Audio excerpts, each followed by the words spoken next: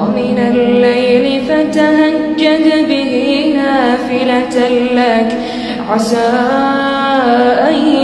يبعثك ربك مقاما محمودا